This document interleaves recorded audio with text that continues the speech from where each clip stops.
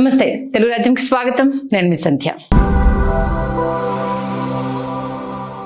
మాజీ ముఖ్యమంత్రి వైఎస్ జగన్మోహన్ రెడ్డి తాజాగా తెరపైకి తెచ్చిన విషయం మావిగన్. ఇప్పట్లో పూర్తయ్యే అవకాశాలు దాదాపుగా లేవు అని అమరావతిపై చాలా మంది పెదవిరుస్తున్న నేపథ్యంలో జగన్ తెరపైకి తెచ్చిన ప్రతిపాదన ఇప్పుడు అందరి దృష్టిని ఆకర్షిస్తుందని చెప్పొచ్చు. గత కొన్ని రోజులుగా అమరావతికి చట్టబద్ధత లభించిందన్న కూటమి ఆనందం, అటు నేతల కోతలు ఒక్కసారిగా ఆవిరయ్యాయా అనే చర్చ మొదలైపోయింది. ఎందుకంటే అమరావతికి చట్టబద్ధత అనంతరం జగన్ తెరపైకి తెచ్చిన మావిగన్తో ఇప్పుడు కేవలం అమరావతిలోనే కాదు, మచిలీపట్నం, విజయవాడ, గుంటూరు ప్రాంతాల్లోనూ కీలకమైన చర్చలు నడుస్తున్నాయి. ఇక మచిలీపట్నం, విజయవాడ, గుంటూరులో 110 కిలోమీటర్ల కారిడార్ ను రాజధాని ప్రాంతంగా ప్రకటించాలని జగన్ సరికొత్త డిమాండ్ తెరపైకి తెచ్చారు. ఈ నేపథ్యంలో మావిగన్ ఫ్లెక్సీలు జాతీయ రహదారిలో పెద్ద ఎత్తున కనిపిస్తున్నాయి.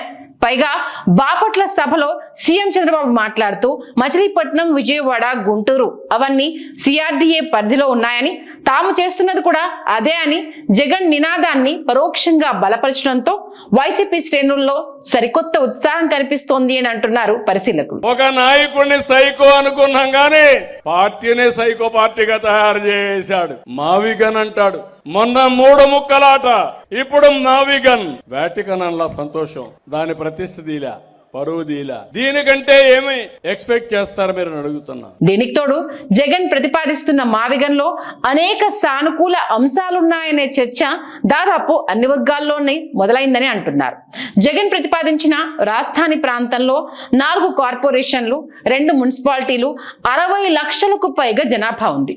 ఇదే క్రమంలో port, international airport, railway zone, జాతీయ రహదారులతో కూడిన సకల సౌకర్యాలు అందుబాటులో ఉన్నాయి. ఈ నేపథ్యంలో వైఎస్ జగన్ ప్రతిపాదించిన మావిగన్ పై మొదట్లో వ్యతిరేకత వచ్చినట్లు కనిపించినా రోజులు గడిచే కొద్దీ దీనికి మద్దతు పెరుగుతోంది. పైగా స్వయంగా చంద్రబాబే జగన్ తెరపైకి తెచ్చిన మావిగన్ ప్రతిపాదనకు పరోక్షంగా మద్దతు పలకడంతో ఇది జగన్ విజన్ కు ఓ మచ్చుతునక అనే చర్చ కూడా మొదలైంది.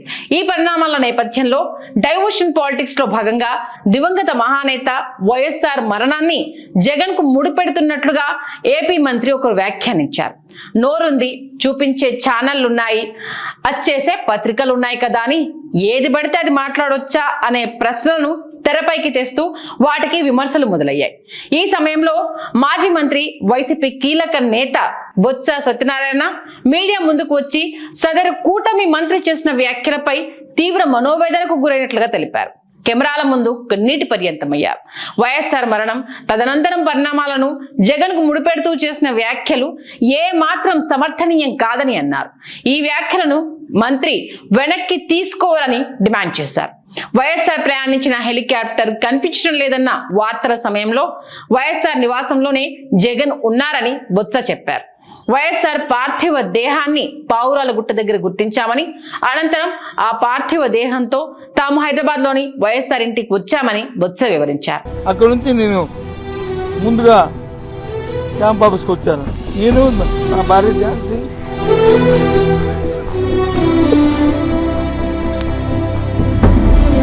ఈ సందర్భంగా ఎంతో విషాదభరితమైన వైఎస్ఆర్ మరణాన్ని సైతం రాజకీయం చేయడం తగునా అని అచ్చెన్నను ప్రశ్నించారు బొత్స.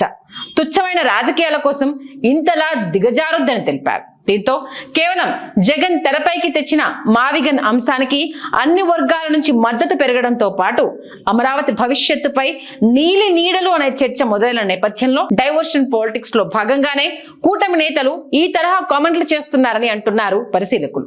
ఇలాంటి వ్యాఖ్యలు చేసే ముందు 1-2 సార్లు విజ్ఞత, విలువల గురించి ఆలోచించి మొదలు పెట్టాలని సూచిస్తున్నారు. ఇదే సమయంలో రాజధాని పేరు అమరావతి అనే ఉంచి పేరు మార్పు వంటి అనవసరపు విషయాలను ఎత్తుకోకుండా మచిలీపట్నం, విజయవాడ, గుంటూరు కారిడార్ ను అభివృద్ధి చేసి అభివృద్ధి ఫలాలు అన్ని ప్రాంతాలకు అందించేలా జగన్ హామీలు ఇవ్వాలని, ఆయనకు జనాల్లో మంచి క్రెడిబిలిటీ ఉండడం వల్ల ఆయన హామీని జగన్ పూర్తిగా విశ్వసిస్తారని అంటున్నారు. ఏది ఏమైనా ఇప్పుడు ఏపీ రాజకీయాల్లో మావిగన్ ఓ కీలక హాట్ టాపిక్. హలో, తెలుగు రాజ్యం ఛానల్ చూస్తున్నారా? సామాజిక, రాజకీయ, జీవన చిత్రణే తెలుగు రాజ్యం. అతిశయోక్తులు, అసత్యాలు ఉండవు. రాజకీయ కోణం కాదు, ప్రజా కోణమే కొలబద్ద. తెలుగు రాజ్యం వీక్షణ మీ ఉత్తమ అభిరుచికి నిదర్శనం.